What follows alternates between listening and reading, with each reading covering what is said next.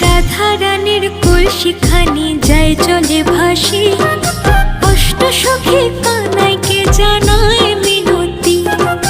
কানাই বলে কলসি আমি এনে দিতে পারি, রাই সখীদের পার করিতে লাগবে পারের করি, রাই সখীদের পার করিতে লাগবে পারের করি।